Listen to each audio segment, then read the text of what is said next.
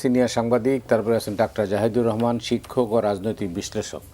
জানেন যে মামলা হয়েছে এ পর্যন্ত 1499টি, হাসিনার বিরুদ্ধে হয়েছে 324টি, আর 10,000 মানুষ গ্রেপ্তার হয়েছেন। তো এই মামলাগুলো যেভাবে চলছে তাতে আপনার নিষ্পত্তি কবে হবে বলে আপনার ধারণা, আপনি কি মনে করেন? দেখেন, এই আমরা বরাবর গত 15-16 বছর ধরে আমরা খুব একটা কথা বলতাম, কিন্তু সেটা হলো হয়রানিমূলক মামলা, মানুষকে হয়রানি করার জন্য মামলা। তো আমাদের খুব একটা প্রত্যাশা ছিল যে নতুন সরকার, এরা আবার বেশ ফলাও করে বলছিল নতুন রাজনৈতিক বন্দোবস্ত মিনিং আমি আর 7 মাসও বুঝে সারি নেই, 9 মাসও। তো তার মধ্যে আমরা অনেক কিছু আশা করেছিলাম যে হয়তো তাহলে কিছু একটা হবে, কিন্তু এই মামলা বলেন, মামলা পরিচালনা বলেন, মামলা সংক্রান্ত প্রশ্ন উঠলে সরকারের যে রিয়েকশন বলেন, এই সবগুলি একই, আগে যেভাবে ছিল সেভাবেই বলা বলি হচ্ছে। আইনমন্ত্রী বলছে জনগণ যদি মামলা করে আমরা তো তাকে ফেরাতে পারবো না। আচ্ছা মতি ভাই, আমি জানি না আপনার অভিজ্ঞতা আছে কিনা, আমার থানায় যাওয়ার 2-1 বড় অভিজ্ঞতা আছে। আমি তো জেলে গেছি বহুবার। না, এটা জেলে গেছেন, আপনার আসামি হয়ে গেছেন, কখনো মামলা করতে গেছেন? আমি মামলা করি নাই। এই তো, মানে এসপি ফোন করে দিয়েছে থানায় মামলা নাও, তাও মামলা নেয় নাই। এমন ইতিহাসের কোনো ঘাটতি নাই। বুঝতেছি। তো মামলা করতে গেলেই মামলা নিয়ে নেয়, আইন অনুযায়ী নেওয়ার কথা, কিন্তু নেয়। বলে কি, বড়দের বলে কি জিডি করে ছুঁয়ে যান, ওই জিডি জীবনে কিছু হবে না। তো আইনমন্ত্রী যেরকম বা আইন উপদেষ্টা যেভাবে সহজে বলেন জনগণের মামলা করার অধিকার আছে, আর ঠিক আছে হাইপোথেটিক্যালি ধরেন আমি যদি আজকে মনে করি যে দেশের অবস্থা এই খারাপ, এর জন্য আমাদের আইন উপদেষ্টা দায়ী, আমি ওনার বিরুদ্ধে একটা মামলা করতে গেলাম, নিবে মামলা? নিবে? আইন উপদেষ্টা ফোন করে দিল নিবে না, কোনো থানা মামলা নিবে না। আর উনি যে পাবলিকের মোটামুটি একটা জ্ঞান বিতরণ করতেছেন, শিক্ষক মানুষ, জ্ঞান দেওয়া হয়তো ওনার ধর্ম, উনি যে জ্ঞান দিচ্ছেন যে জনগণ মামলা করতে চাইলে আমি কি করব। বিষয়টা কি এত সহজ? আপনার মনে আছে যেটা এখানে পান্নার বিরুদ্ধে একটা মামলা হলো, তারপরে উনি চিল্লাচিল্লি করলেন, উনি ভোকাল মানুষ, কথাবার্তা বলেন, ওনার পক্ষেও অনেকে কথাবার্তা বললেন। 2 দিন পরে ওই বাদী বলে কি যে আমি তো ওনাকে চিনি না। তো তুমি যাকে চেনো না তার বিরুদ্ধে তুমি মামলা করলা কেন? তার নাম, তুমি নামের বানানোতে কোনো ভুল হয় নাই। তুমি যাকে চেনোই না তার নামের বানান তুমি কীভাবে লেখলা? উনি বললেন যে বিএনপি এবং জামায়াতের কিছু উকিল আমাকে এই নামটা লিখতে বলছে, এটা করতে বলছে, আমি করছি, আমি সাইন করে দিচ্ছি। তারপরে কি হলো? তারপরে যেটা এখানে পান্নার মামলা, উনি প্রত্যাহার করে নামটা প্রত্যাহার করে নিলেন, বাদী কিন্তু প্রত্যাহার করে নিলেন। তো এর মধ্যে এই ঘটনাগুলো আমরা জানতে পারলাম। আচ্ছা ফাইন, তো যেটা এখান পান্না কথা বলতে পারেন, ওনার পক্ষে কথা বলার লোক আছে, উনি একজন নিজে আইনজীবী, ওনার নাম্বার 80 না 82 নাম্বারে ছিল বোধ হয়। তো ওই মামলা আসামি ছিল প্রায় 180 না 90 জন। ওখানে যে আরও এরকম 20 জন যেটা এখান পান্না ছিলেন না, তার কোনো গ্যারান্টি আছে? তারা কিন্তু এই মামলার চক্কর ঘুরতে থাকবে। আচ্ছা, উনি যে বললেন যে আওয়ামী লীগ এবং বিএনপির এই উকিল নামা বলছে, সেই উকিলদের নাম কেউ জিজ্ঞাসা করছে? কারা সে উকিল? তাহলে এই মামলার মূল কালপিটটাকে ওই 2 উকিল অথবা 2 গ্রুপের একাধিক উকিল। এই পুরা ঘটনার পেছনে মূল দায়ীটাকে? 1 নম্বর সে যেটা এখান পান্না এবং তার মতো অনেক নিরীহ লোককে হয়রানি করবে। 2 নম্বর, তারা এই যে লোকটা যে বাদী, এই লোকটাকে মানুষের কাছে হাস্যকর করবে। 3 নম্বর, সরকারকে বিব্রত করবে। এই মহান দায়িত্ব যে 2 উকিল পালন করছে, তাদের প্রতি কোনো অ্যাকশন হয়েছে? রাষ্ট্র কোনো অ্যাকশন নিছে? রাষ্ট্র কোনো অ্যাকশন নিতে বলেছে? সিম্পল আপনার কথা বলে, যদি রাষ্ট্র একজনের বিরুদ্ধে অ্যাকশন নিতে এরকম ভুয়া মামলার জন্য, তাহলে আপনি বলতে পারতেন যে এই মামলা আর রিপিট হবে না। কিন্তু অ্যাকশন তো নেয় না কেউ। এতগুলি সাংবাদিক, আমি মানি ওই সময় কিছু কিছু সাংবাদিক নানা রকম সুযোগ সুবিধা গভর্নমেন্টের কাছ থেকে নিয়েছে, যেগুলিকে আপনি সহজে অনৈতিক সুযোগ সুবিধা বলতে পারেন। নিয়েছে, মানুষ খুন করছে রে ভাই। শেখ হাসিনা কি এদের সঙ্গে আলাপ করে গুলি অর্ডার দিছে? এই একটা মামলাও আলটিমেটলি টিকবে না। এরা আইন সম্পর্কে যাদের মিনিমাম ধারণা আছে তারাও জানে এই একটা হত্যা মামলা আলটিমেটলি টিকবে না। না টিকলে কি হবে? ওই লোকগুলি নিরপরাধ প্রমাণিত হবে? তা তো হওয়ার কথা, ওই লোকগুলি তো অপরাধ করছে। ওই সাংবাদিকদের মধ্যে অনেকেই তো অপরাধ করেছেন। এখন সে অপরাধ করছে টাকা চুরির, অথবা অপরাধ করছে তদবির বাণিজ্যের, বুঝছেন? তার বিরুদ্ধে আপনি করছেন হত্যা মামলা। আপনার হত্যা মামলা যখন প্রমাণ না হবে তখন তো সে বীর বেশে বেরিয়ে আসবে যে আমি নিষ্কলুষ লোক। তাহলে কি হলো, ওনার যেটা প্রকৃত অপরাধ সেই অপরাধেরও বিচার হলো না, আপনি ওনার নাম হত্যা মামলা করে দিলেন। তাহলে কি হলো, এই লোকগুলো আসলে সরকারকে বিব্রত করার জন্য এবং ওই লোকগুলিকে প্রকারান্তরে হেল্প করার জন্য এই মামলা বাণিজ্যগুলি করতেছে, আর নিজেদেরকে হেল্প করার জন্য অনেক নিরীহ লোকের নাম ঢুকাই দিয়া করছে। তো এই যে কাজগুলি, এগুলোতে আলটিমেটলি লাভ হয় কার? লাভের দিকে দেখি জাহেদ কি বলেন। জাহেদ, এই হচ্ছে মামলার চিত্র। মানে এটা একেবারেই নতুন না, কিন্তু এই সময়ে এই ঘটনা ঘটবে সেটা হলো খুবই সারপ্রাইজিং। আমরা শেখ হাসিনার সময় দেখতাম এই রকম ঘটনা ওই সময় প্রচুর হয়েছে। ফাইল তো একই রকম, একই ঘটনা, একই ধাঁচ, পুরনো বন্দোবস্ত, মানে নতুন বন্দোবস্ত তো সাংবাদিকরা যে কোনো ক্ষেত্রে, যেমন ধরুন অনেকগুলো শেখ হাসিনার অলিগার্করা আছে, মারাত্মক সব ফিনান্সিয়াল ক্রাইম তাদের আছে, ব্যাংক লুট, টাকা পাচার, কি নেই তাদেরকে আপনি চাইলে সেভাবে বিচার করে ফেলতে পারতেন না? পারতেন। সেগুলো সব গণহারে হত্যা মামলা। এবং শুধু সেটাও না, আমরা খেয়াল করলাম যে সরকার এক ধরনের চেষ্টাও হয়তো করেছে, কারণ আমরা এখন দেখেছি যে প্রাথমিক তদন্ত করে মোটামুটি যোগসাজশ না পাওয়া গেলে, মানে প্রাথমিকভাবে যদি কনভিন্স না হয় তাহলে গ্রেফতার করতে নিষেধ করা হয়েছে, তাও বেশ কিছুদিন পর। কিন্তু এখনও হচ্ছে। তবে আমি ব্যাপারটাকে যত সিম্পল কোর্টের ক্ষেত্রে হয়েছে, আমার কাছে আবার পরিস্থিতিটা একটু ভিন্ন মনে হয়। আমি একটু ভিন্ন জায়গা থেকে যদি দেখতে চাই, শেখ হাসিনা পতন এবং পালিয়ে যাওয়ার পর থানাগুলোর অবস্থা কী ছিল, পুলিশের অবস্থা কী ছিল, পুলিশের মনোবলের কী অবস্থা ছিল। সেখানে প্রচুর মানুষ গেছে এবং এই মামলাগুলো তারা দিতে চেয়েছে।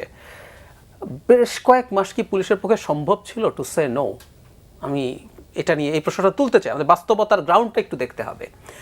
সেজন্য প্রথম কিছুদিন 2-3 মাস 4 মাস আমরা ছাড় দিতেও প্রস্তুত আছি, কিন্তু ঘটনা হচ্ছে এটা এর পরও কেন এখনো কন্টিনিউ করছে? কারণ পুলিশ তার সেই কন্ট্রোল টু সাম এক্সটেন্ট ফেরত পেয়েছে, এখন সেনাবাহিনী আছে মাঠে তাদের ম্যাজিস্ট্রেসি পাওয়ার নিয়ে। এখন কেন এগুলো হবে? কারণটা আমি ধারণা করতে পারি। সেটা হচ্ছে মামলা আসলে বাংলাদেশে শেখ হাসিনার সময়, যে বললাম পুরোনো বন্দোবস্তের সময়ও বিচারের উদ্দেশ্যে ছিল না। আমি একটা উদাহরণ দিই, সেই সময় এগুলো খুব বলতাম। আমি আওয়ামী লীগের লোকজনকে জিজ্ঞেস করেছি আমাকে একটা ডেটা দেন তো, ডিজিটাল সিকিউরিটি অ্যাক্টে কয়জনের বিরুদ্ধে প্রাইমারি সাজা হয়েছে, মানে লোয়ার জুডিশিয়ারিতে। আমি ঘেটে দেখেছি এই এন্টায়ার আওয়ামী লীগের সময় আইসিটি মামলার পুরনোটা যখন ছিল সেটার এক্সিস্টিং মামলা, ডিজিটাল সিকিউরিটি অ্যাক্টের মামলা, শেখ হাসিনার পতন পর্যন্ত একটা বা দুইটা মামলার ফাইনালি লোয়ার জুডিশিয়ারিতে রায় হয়েছিল। তাহলে মামলাটার উদ্দেশ্য কি ছিল আসলে? উদ্দেশ্য আমি আপনাকে ধরবো এবং প্রায় অনেকগুলো ধারা আছে জামিন অযোগ্য, আপনাকে ঢুকিয়ে ফেলবো 6 মাস, 1 বছর, 2 বছর, আমি যতদিন চাই আমি আপনাকে আসলে অতদিন জেল খাটাবো। এটা একটা শাস্তি এবং বার্তা, আপনাকে আমি এইটা করে ফেলবো এটার মাধ্যমে। উদ্দেশ্য এটা ছিল, বিচার ছিল না। অতি আলোচিত মুস্তাক কিশোর তাদের মামলা, সেই মামলাটাও এত কিছু ঘটলো, সেই মামলাটার খোঁজ আপনারা নিয়ে দেখেন শেখ হাসিনার সময় কি হয়েছে, কিছু হয়নি। অসংখ্য মামলা চার্জশিট হয়নি, খুব চাপাচাপি হলে কখনো কখনো চার্জশিট হয়েছে। তো তাহলে মামলা হতো কেন? মামলা হতো এটা করে আপনাকে জেলে নিয়ে যাওয়া যায়। আমি ধারণা করি এখনো ঠিক একই ধরনের একটা চর্চা হচ্ছে। যদি হত্যা মামলা হয় তাহলে আপনাকে জেলে নেওয়া যায়, জামিন ডিনাই করা যায় খুব ইজিলি এই কাজগুলো করা যায়, মামলাগুলো এইভাবে দেওয়া হচ্ছে। কিন্তু যেটা দাঁড়ালো শেষ পর্যন্ত, মাসুদ ভাইয়ের সাথে আমি 100% একমত, শুধু ওই লোকগুলোর বিচার করতে পারিনি তা না, এই যে বিভৎস রকম অপরাধ চারপাশে হলো, চারদিকে হলো, ইভেন জেনুইন হত্যাকারীর বিরুদ্ধে হত্যা মামলা হয়েছে, ওর মধ্যে আরো 10 জন 20 জন 50 জনকে ঢুকিয়ে দিয়েছেন যারা হত্যা করেনি। এই পুরো বিচার ব্যবস্থাটাকে এক প্রশ্নবিদ্ধ করে ফেলা হলো। অথচ আমরা শেখ হাসিনার বিরুদ্ধে প্রধান অভিযোগগুলোর মধ্যে ছিল এটাও একটা। এটাকে কি আপনি পরিকল্পিত কোনো মুভ বলবেন? আমি পরিকল্পিত মুভ মনে করি, এইভাবে বলতে চাই না। মানে আমার কাছে প্রায় মনে হয় যে সরকার আসলে অত্যন্ত অদক্ষতার পরিচয় দিয়েছে। মানে সরকার এই জিনিসটা মিস করছে। সরকারের কাজ সমাজের ন্যায্যতা নিশ্চিত করা। একটা রিসেন্ট উদাহরণ দিই, সংস্কৃতি উপদেষ্টার সাথে বাহাসে জড়িয়েছিলেন 3 সাংবাদিক। এটা নিয়ে একাডেমিক ডিবেট চলতে পারে, কেউ কেউ বলতে পারে যে এই প্রশ্ন করা ঠিক হয়েছে কিনা, ঠিক আছে কিনা, উনি সাংবাদিক কিনা, একাডেমিক ডিবেট হোক। আমি এক পক্ষে, আপনি আরেক পক্ষে। আমি মনে করি চাকরি গেল, কারণ একটা প্রতিষ্ঠান, একটা সংগঠন 24 ঘন্টার আলটিমেটাম দিয়েছে, একটা মব তৈরি হয়েছে। আমরা এভাবে যদি বলি, যেহেতু তারা তার থেকে ফায়ার করেছে, মবটা শেষ পর্যন্ত আর তৈরি হয় নাই। আচ্ছা, এখন সরকার তাদেরকে চাকরি থেকে ছাড়াতে বলেনি, প্রেস সচিব বলছে। আই অ্যাগ্রি উইথ দ্যাট, কারণ এই সরকার আমি অন্তত সোফার যা দেখেছি। কিন্তু এই যে 3 জন সাংবাদিক বা একটা সংবাদ মাধ্যমকে হুমকি দেওয়া হলো, এখানে প্রচলিত মতের বিরুদ্ধে আপনি দাঁড়াবেন যদি বলেন এদের চাকরি যাওয়া যাবে না। আপনি যদি ভোট নেন, ওই 3 জন সাংবাদিক কিন্তু ভোটে হারবে। আমি মানুষের ক্ষেত্রে, কিন্তু রাষ্ট্র ভোট এবং সংখ্যা দেখবে না। আসলে রাষ্ট্র ন্যায্যতা, ন্যায় বিচার, ইনসাফ নিশ্চিত করবে। বহুত ভক্ত মনে করে আমলিকে ধরে পিটায় মেরে ফেলা উচিত, পেলেই পিটিয়ে মেরে ফেলা উচিত। আমি যখন প্রথম দিন থেকে এটার বিরুদ্ধে দাঁড়িয়েছি, আমি দেখেছি কি পরিমাণ লোকজন আমাকে গালিগালাজ করছে, অথচ শেখ হাসিনার বিরুদ্ধে দীর্ঘ সময় অন্তত অ্যাক্টিভিস্টের কাজ করার ব্যাকগ্রাউন্ড আমার আছে। তো এখন সমাজের মানুষ চায় বলে শুড আই ডু দ্যাট? তাহলে যে প্রসঙ্গটা আপনি তুললেন 3 জন সাংবাদিকের ব্যাপারে, মানে সংস্কৃতি উপদেষ্টা ফারুকী, জি, মুস্তফা সরোয়ার ফারুকী খুব স্মার্টলি কিন্তু এটা ম্যানেজ করেছে, খুব স্মার্টলি ম্যানেজ করেছে, এবং এটা সরকারের জন্য চিন্তাও করা যায় না। কিন্তু যে কথাটা বলছিলাম, সমাজের মেজরিটিও যদি মনে করে ওর হয়রানি হওয়া উচিত, রাষ্ট্র আসলে দেখবে, সরকার আসলে দেখবে ওর প্রতি ন্যায় বিচার হচ্ছে কিনা, ইনসাফ হচ্ছে কিনা, ইনসাফ করা। এবং এই ইনসাফ আওয়ামী লীগের প্রতিও, এই ইনসাফ এবার শেখ হাসিনার প্রতিও। শেখ হাসিনার সুবিচার করে, তার ন্যায্য বিচার করে তার ফাঁসি হতে পারে, কিন্তু শেখ হাসিনার বিরুদ্ধে কোনো অন্যায় মামলা হওয়া উচিত না, তার অন্য কারো তো দূরেই থাকুক। এটা করতে গিয়ে শেষ পর্যন্ত যেটা দাঁড়ালো, আমরা শেখ হাসিনার সমাজে বিচারহীনতার সংস্কৃতি, হয়রানিমূলক মামলা, মাসুদ ভাই যেটা বললেন যে যেভাবে হতো, আমরা ঠিক একই জিনিস যখন দেখছি, তখন দিনের শেষে যে পরিবর্তনটার এক্সপেক্ট আমরা করেছিলাম সেটা হতে পারে না। আমার কাছে মনে হয় সরকার খুব বেশি মবের সাইকোলজি বোঝার চেষ্টা করছে। এটা খুবই মর্মান্তিক, খুবই দুঃখজনক। মানে কেউ মনে করছেন যেহেতু যিনি আমার উপরে অন্যায় অবিচার করেছেন, যিনি আমার ন্যায় বিচার দেন নাই, আমিও তাকে পাল্টা প্রতিশোধ নেব তাকে ন্যায় বিচার না দিয়ে। এটা হয় না। প্রতিশোধটা হওয়া উচিত যিনি আমাকে ন্যায় বিচার দেন নাই, তাকে আমি ন্যায় বিচার দিয়ে প্রতিশোধ দেব যদি নিতে হয়। অনেক ধন্যবাদ। হচ্ছে আপনার কি মনে হয়? হচ্ছে তো, এটা ভয়ঙ্করভাবে হচ্ছে, এবং এটা হচ্ছে বলেই কিন্তু নিয়ম নীতি অনুসারে অনেক কিছু হতে পারছে না। আচ্ছা, এই মব কালচারের কারণে কিন্তু আপনার লজিক্যাল কথাবার্তাগুলো মার খেয়ে যাচ্ছে। লজিক্যাল যে কথাটা জাহেদ বলেন, খুব একটা গুরুত্বপূর্ণ কথা কিন্তু বলছেন, যে 3 সাংবাদিকের চাকরি গেছে, যদি আপনি দায়িত্ব দেন যে ভাই তোমরা বলো, অনেক লোক বলবে হ্যাঁ ঠিক আছে যাওয়া উচিত ছিল, তারা বলবে, এবং তারা এদের মধ্যে কেউ কেউ ওই মবের ভয়ে বলবে। মবটা এমন একটা পর্যায়ে গিয়ে পৌঁছেছে, তারা একটা জুলাই রেভলিউশনারি অ্যালায়েন্স নাকি একটা নাম, তারা বলছে march to Deepto TV, march to ATN, etcetera etcetera. তো আমরা ওখানে যাব 24 ঘন্টার মধ্যে চাকরি যদি ফায়ার না তো করে। তারা যেটা করলো দিয়ে থাকে। আমি তো জুলাই রেভলিউশনারি অ্যালায়েন্সকে চিনি না, সরকার বলছে আমরা এর সাথে যুক্ত না। এটা তো কোনো যুক্তি হলো না। এই মার্চটা বেআইনি মার্চ। তুমি একজন লোককে বলতে পারো, আমি আপনাকে বলতে পারি যে আপনি বাসায় আপনি এই পাঞ্জাবি পরে আসছেন কেন, আপনি এই পাঞ্জাবি পড়তে পারবেন, আপনি বাসায় আনলে আমি করবো, অভিযান চালাবো, ভাঙচুর করবো, এটা আমি বলতে পারি। বললে আপনি কি করবেন? আপনার পুলিশকে ফোন দেবেন, ভাই এটা আমার পার্সোনালি এর হাত তুলছে। এখন আপনি যদি বলেছেন এই পাঞ্জাবি আমি পড়বো না, মাসুদ কালাম আমার হুমকি দিচ্ছে, তাহলে কি হলো? এটা কি আইনের শাসন হলো? হলো না তো। তার প্রতিষ্ঠানে কে থাকবে কে থাকবে না এটা সে বুঝবে। এবং এই ক্ষেত্রে আপনাকে নিরাপত্তা দেওয়ার দায়িত্ব কার? রাষ্ট্রের। রাষ্ট্রকে সেই ভূমিকা পালন করতে পারছে?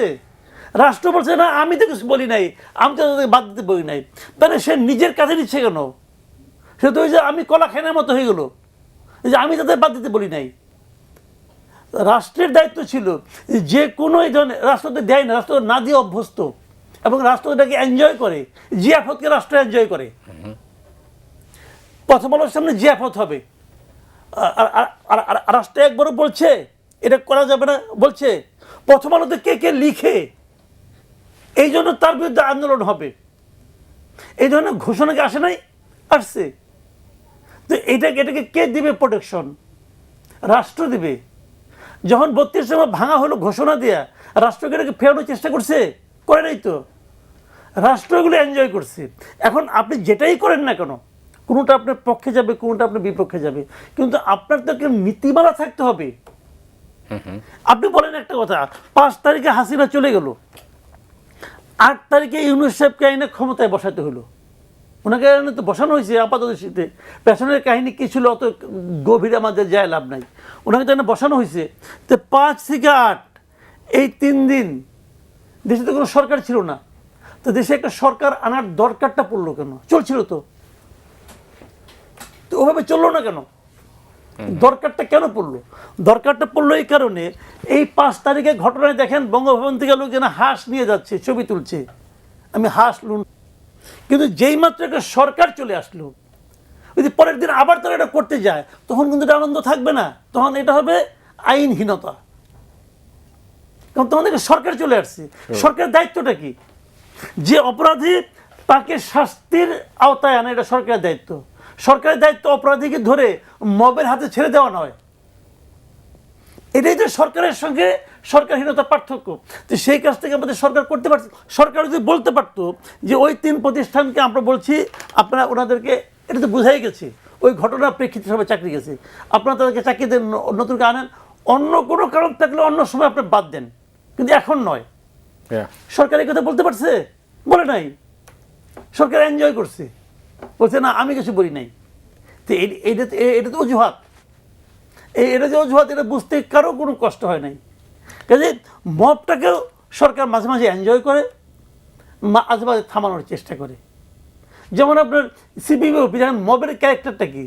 সিপিবি অফিসটা কিন্তু ঘোষণা করছিল যে আমাদের মব সম্রাট, যে সিপিবিকে ভেঙে দেব।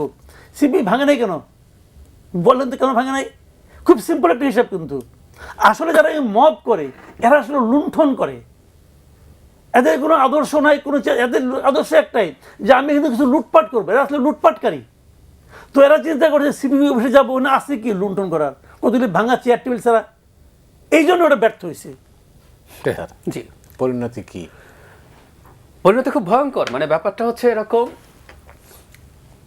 সরকার মব এনজয় করছে এবং আমি সরকার একটা কৌশলগত চিন্তাও আছে বলে আমি মনে করি। এটা আমি আমার একটা অ্যানালিসিস বলি, এটা নিয়ে কেউ আপত্তি করতে পারে। যেমন ধরুন আমি আরেকটা মবের কথা বলি, একটা অপরাধ যেটাকে আমি কোনোভাবেই নিতে পারি না, সেটা হচ্ছে মাজার ভাঙা হয়েছে, সংখ্যাটা 100-র বেশি। আমি আবারও বলছি, প্রথম 1 মাস, 1.5 মাস, 2 মাস পর্যন্ত না আমি ছাড় দিতে প্রস্তুত আছি। আমাদের পুলিশের যে অবস্থা ছিল, আমাদের তো বাস্তবতার মাটিতে দাঁড়িয়ে কথা বলতে হবে, ছাড় দিলাম।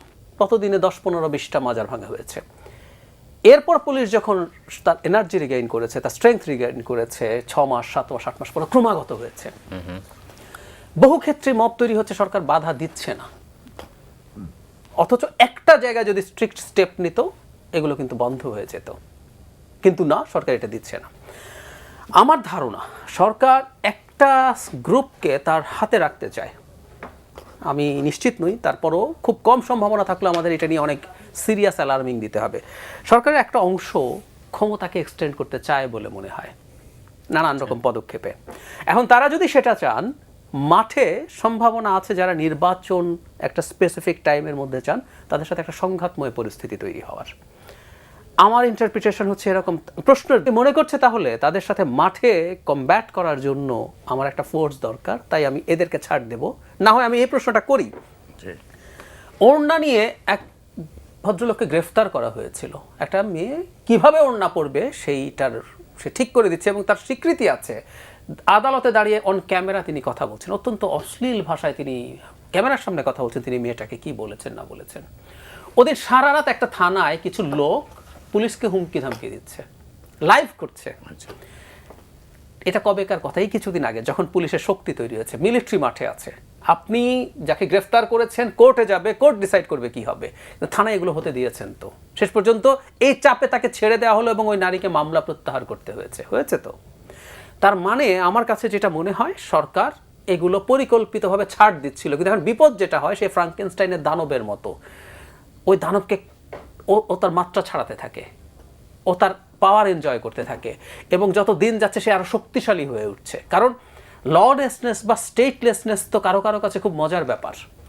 স্টেট তো একটা কোয়ার্সিভ ফোর্স, আমি চাইলে তো যে কোনো কিছু করে ফেলতে পারি না। যে মানুষটা এখন দেখুন, এই যে জুলাই রেভলিউশনারি অ্যালায়েন্স বা এই নামের প্রতিষ্ঠানটা, সে তো তার পাওয়ার দেখলো, সে দেখলো তার একটা হুমকিতেই এরকম ঘটনা ঘটে যায়, তাহলে সে নিজের এই যে একটা তৃপ্তি তৈরি হলো, আমি এত কিছু করতে পারি, প্লাস তারা অনেকে ইউজডও হতে শুরু করবে। এরপর দেখবে এটা মার্সেনারির মতো ইউজড হবে, কেউ ওদেরকে ভাড়া করবে যে তুমি এর বিরুদ্ধে এটা করো।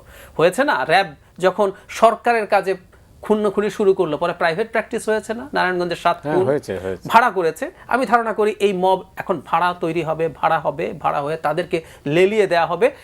অনেক ক্ষেত্রে সরকার পছন্দ করবে না এমন কাজ করবে এবং আমি একটা অ্যানার্কির পরিস্থিতি দেখতে পারবো।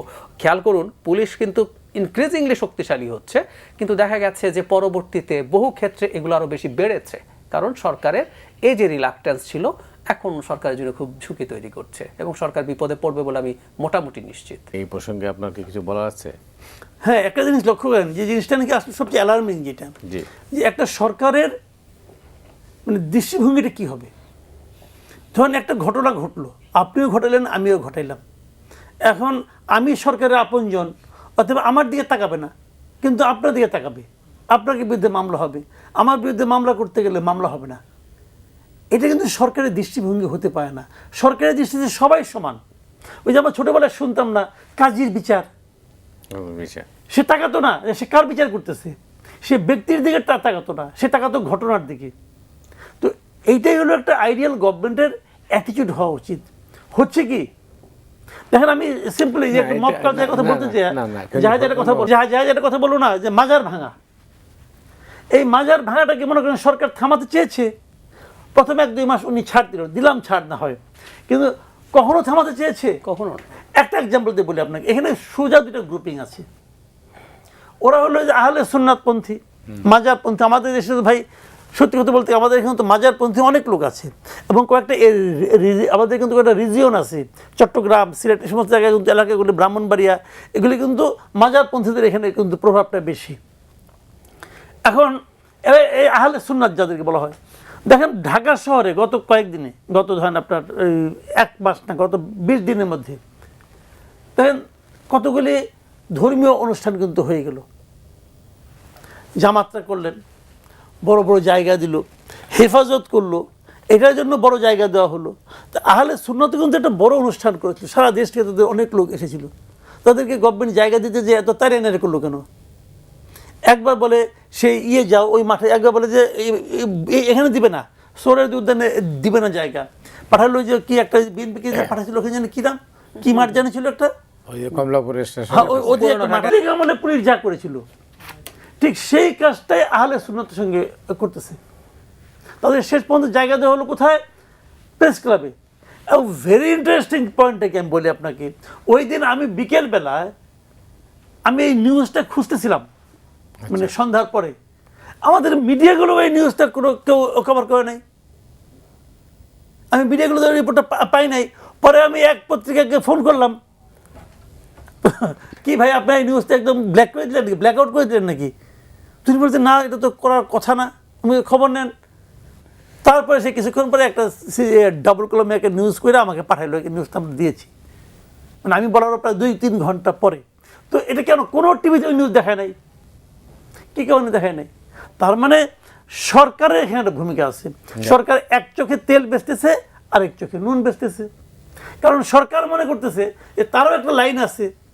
এখন একটা অন্তর্বর্তীকালীন, সব সরকারের একটা লাইন থাকবে, অস্বাভাবিক কিছু না, কিন্তু এটা অন্তর্বর্তীকালীন সরকার, যারা নাকি নিরপেক্ষতার প্রতিশ্রুতি দিয়ে দায়িত্ব নিয়েছে, তাদের কাছ থেকে এটা আমরা আশা করি না। এবং তারা যখন এই আজকে কিন্তু হরতাল ছিল, দেখেন ইন্টারেস্টিং, এই পয়েন্টটা শেষ করে বলে, আজকে কিন্তু একটা ওরা কিন্তু আহলে সুন্নাত কিন্তু হরতাল ডেকেছিল, চট্টগ্রামে বেধড়ক পিটাইছে ওদেরকে পুলিশ। আজকে হরতালটা কিসের প্রতিবাদে? যে গাজীপুরে তাদের একজন মসজিদের ইমাম এবং খতিব ছিল, মৌলানা রইসুদ্দিন নামের এক ভদ্রলোক, তার বিরুদ্ধে কি কি সমস্ত অভিযোগ দিয়ে তার পিটিয়ে মেরে ফেলেছে। তো অভিযোগ দিয়ে মারা যায়, সত্য মিথ্যা প্রমাণ করতে হবে না, মবে হাতে মৃত্যু। এবং সেই হত্যা ঘটনায় তারা কোনো মামলা পর্যন্ত হয় নাই, মামলা নেয় নাই। ওই যে একটু আগে আমাদের আইন উপদেষ্টা বললো না যে মামলা করলে তো আমরা না করতে পারি না, তো এখানে না করলো কে?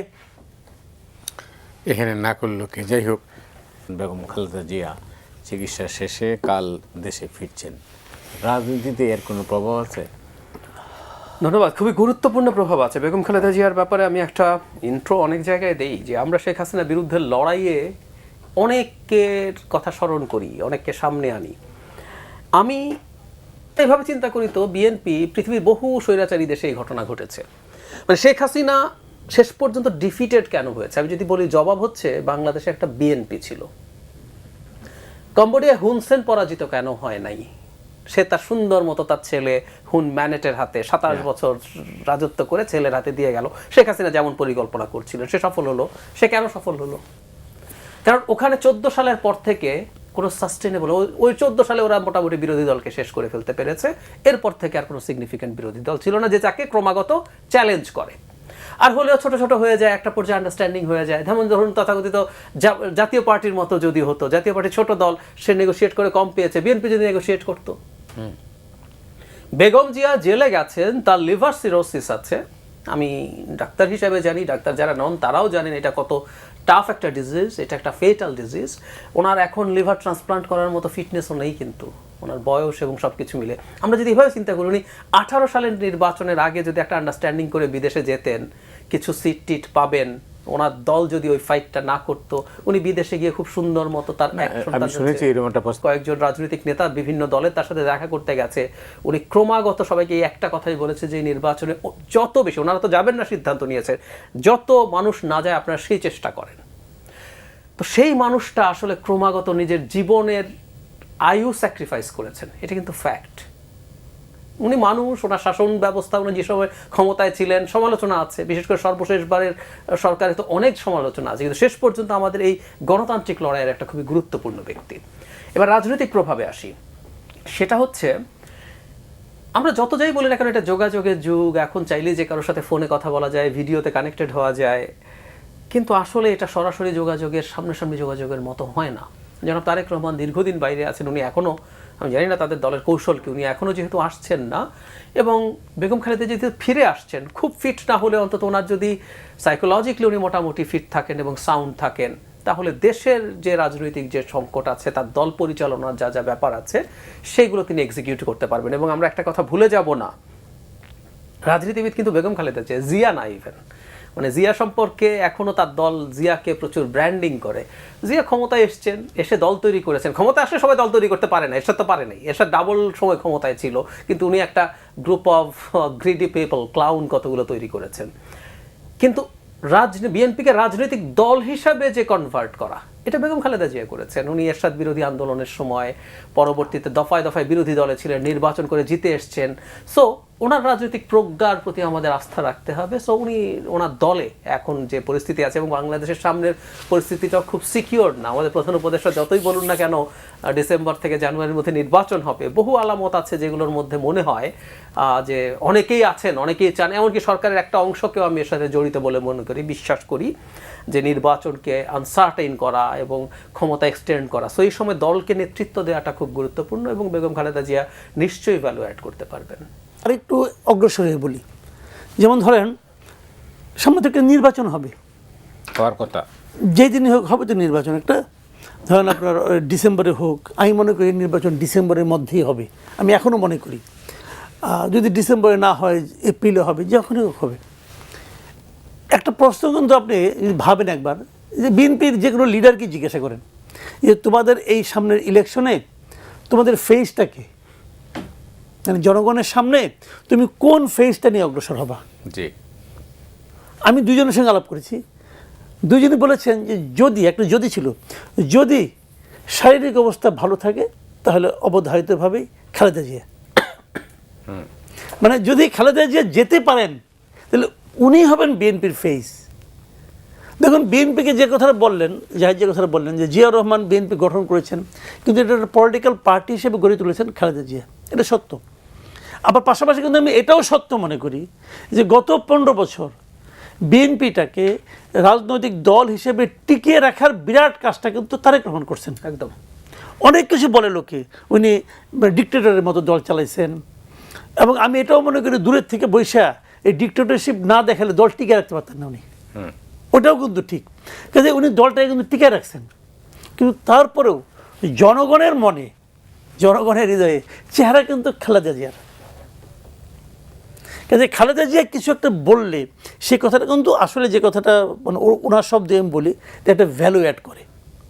এবং আমার কেন যেন ধারণা, দেখুন আমরা খালেদা জিয়াকে অসুস্থ বসে দেখছি, উনি অসুস্থ হয়ে হুইল চেয়ারে চলে গেছেন, অ্যাম্বুলেন্সেই গেছেন, আবার অ্যাম্বুলেন্সেই আসতেছেন, কিন্তু আমি এটা মনে করি উনি যেভাবে অ্যাম্বুলেন্সে উঠেছেন সেভাবে অ্যাম্বুলেন্স থেকে নামবেন না। ওনার ফিজিক্যাল কন্ডিশন আগের চেয়ে অনেক বেটার, এটা আমি বিশ্বাস করি, আমার ধারণা। এবং ওনার মাঝখানে একবার একটা প্রথম দিকে একটা ওনাকে দিয়ে একটা বক্তৃতা পাঠ করানো হয়েছিল, ওই পার্টটা কে কার বুদ্ধিতে কে করেছিল জানি না, তো ওইটা কোনো ভালো কিছু আনে নাই ধরার জন্য। কিন্তু এখন যখন উনি বক্তৃতা দিবেন না, এটা একটা গুরুত্ব বহন করবে। এবং আমি এই মুহূর্তে সরকারের সঙ্গে বিএনপির মূল সমস্যাটা কি, মূল বিরোধটা কোথায়? নির্বাচন ডিসেম্বরে হবে না পরে হবে? বিএনপি নির্বাচন ডিসেম্বরে চায়। এই কথাটা যখন খালেদা জিয়া এসে বলবেন, উনি যখন উচ্চারণ করবেন আমরা নির্বাচন ডিসেম্বরে চাই, এই সরকার বেকায়দা পড়ে যাবে, বিরাট বেকায়দা পড়ে যাবে। মাথায় রেখেন, এই দেশে অনেকগুলি তত্ত্বাবধায়ক সরকার আসছিল, কম না, কিন্তু একটা জিনিস লক্ষ্য করছেন আপনি, নিশ্চয়ই খেয়াল করেছেন, কোনো তত্ত্বাবধায়ক সরকারের বিরুদ্ধে কিন্তু মাঠে কোনো পলিটিক্যাল পার্টি মিছিল মিটিং করে নাই, না এখন পর্যন্ত না, আমরা দেখি নাই। এবার যদি হয় সেটা এই সরকারের গর্তমি অথবা মূর্খতার কারণে হবে, এবং সেটা এই সরকারের জন্য ইতিবাচক কোনো ফল আনবে না। এবং সেরকম হওয়ার এই ডিসেম্বর নাকি ডিসেম্বর থেকে জুন, এই যে দুইটা অপশন না, এই যে বিরোধটা, এই বিরোধটা আমার চোখে, আমি দিব্য চোখে দেখতে পাচ্ছি এই ধরনের কিছু একটা হতে যাচ্ছে। অনেক নতুন মেরুকরণ না, মেরুকরণগুলো অলরেডি যা যা আছে এগুলোই হয়তো কোনোটা আরও প্রমিনেন্ট হয়ে উঠবে, কোনোটা সরে যাবে।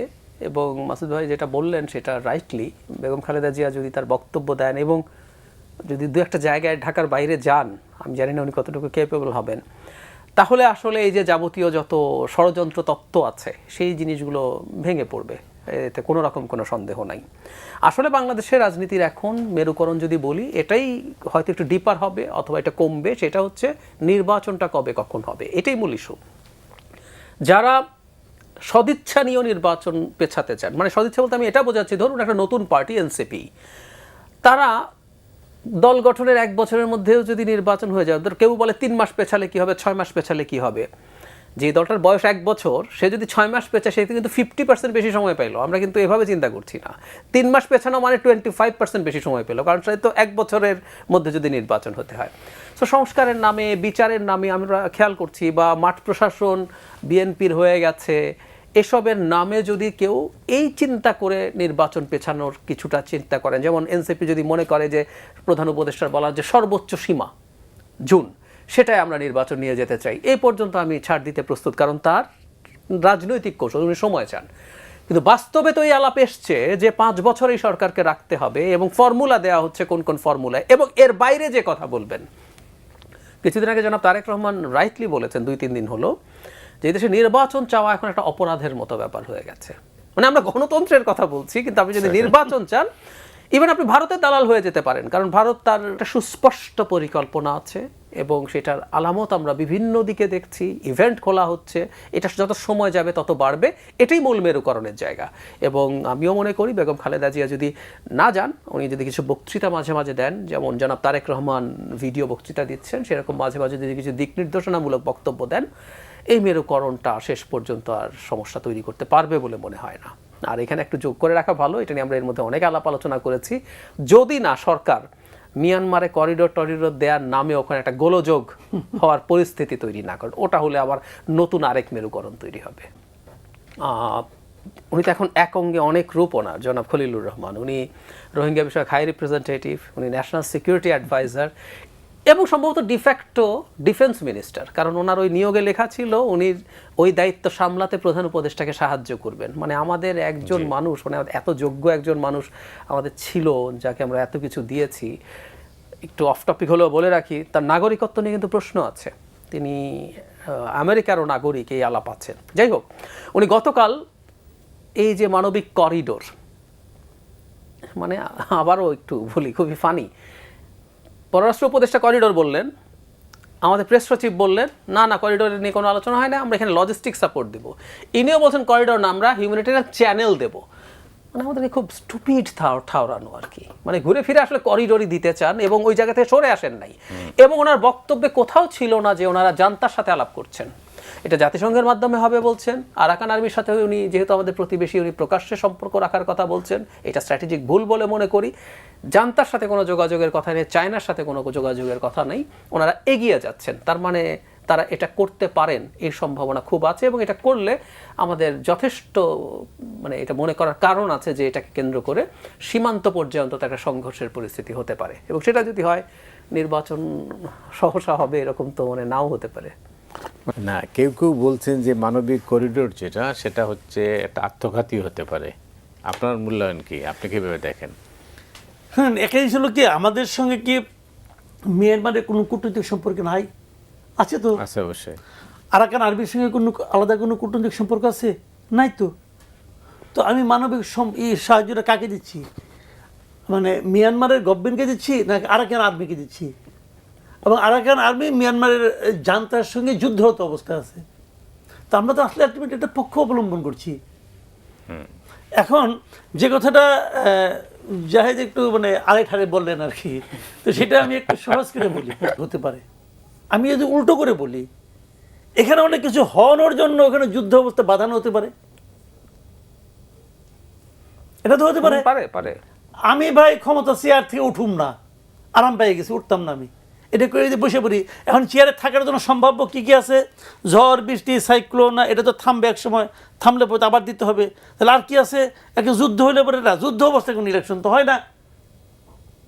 ঠুসঠাস করে গুলি কিছুদিন পর পর 5-6 দিন পর একটা দুটো করে ফুটবে, যুদ্ধ অবস্থা হয়ে গেল, আমাকেও সরতে হবে না।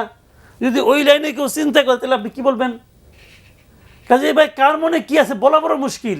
বুদ্ধিদাতা তো সব এই লোক মহা জ্ঞানী, কিন্তু বুদ্ধিদাতারা বিরাট বিরাট থিওরি হাইপোথিসিস দিয়ে যাচ্ছে তারা একটা পর একটা। এখন কোনটা যে কার মনে ধরছে বলতে পারবো না। এদিকে কিন্তু দেশের 12টা বেজে গেছে। আর একটা কথা আমি বলি, যে জিনিসটা নাকি জাহেদ বললেন, ওই জায়গাটাতে আমি একটু দ্বিমত পোষণ করি। সেটা হলো যিনি বললেন না, এই যে নতুন নতুন দলগুলি 3 মাস সময় পেলে 25% সময় বেশি পাবে, 6 মাস সময় পেলে 50% সময় বেশি পাবে, তাহলে তারা ভালো করবে। একটা প্রবাদ আছে বাংলা ভাষায়, বুঝছেন, গ্রামে চলে খুব, যে সেই লোকটা তত বেশি ভালো যার সম্পর্কে আপনি যত কম জানেন। তো 6 মাস পরে এদের সম্পর্কে অলরেডি 1 বছরে পাবলিক যে জানা গেছে এদের সম্পর্কে, যদি আরো 6 মাস জানে, তাহলে সময় বেশি পড়ে তার জন্য আশীর্বাদ হবে না অভিশাপ হবে, এটা বলা বড় কঠিন। তার মধ্য দিয়ে যত রকম খেলোয়াড় যত রকম খেলা খেলতে চায়, এটার বিরুদ্ধে আসলে দাঁড়াতে হবে, বুঝতে হবে এই জোনটাই ভালো না। ভারত পাকিস্তানের মধ্যেও কিন্তু এক ধরনের উত্তপ্ত পরিস্থিতি হচ্ছে, খুব খারাপ কিছু হবে না, কিন্তু এই জায়গাকে কেন্দ্র করে অনেকের অনেক রকম খেলা আছে। রাশিয়াও এখানে গুরুত্বপূর্ণ, চায়না তো আছেই, আমেরিকা আসছে, ইন্ডিয়ার স্বার্থ আছে। এই সময় লিস্ট একটা ভুল আমাদের জন্য ডিজাস্টার তৈরি করতে পারে। আমাদের এই ব্যাপারে খুবই সতর্ক থাকা দরকার। কীভাবে সতর্ক থাকবে? আমাদের শোরগোল করতে হবে। যেমন ধরুন, এত শোরগোলের পরও কিন্তু আমাদের security adviser, national security adviser কিন্তু এটা বাতিল বলেননি। উনি এখনও কিন্তু ওটার পক্ষে আছেন, ওটার পক্ষে কথা বলছেন। সব কিছুর পরও যে সরকার 8 মাসের পর, মানে ডিসেম্বরে তো ইলেকশন হওয়ার সম্ভাবনা আছে সরকারের কথা মতে, 8 মাস যে সরকারের আয়ু আছে, সেই সিদ্ধান্ত কেন নিতে যাবে? সো এই জন্য আমাদের শোরগোল প্রচুর করতে হবে, শোরগোল করতে হবে, এবং শোরগোল করেই এই জিনিসগুলো, এবং পলিটিক্যাল পার্টিগুলোরও প্রয়োজনে আরও কঠোর হয়ে, প্রয়োজনে আরও তাদের মাঠে নামারও চিন্তা করতে হতে পারে, কারণ এই মুহূর্তে এটাই একটা মেজর সংকট হিসেবে হাজির হচ্ছে।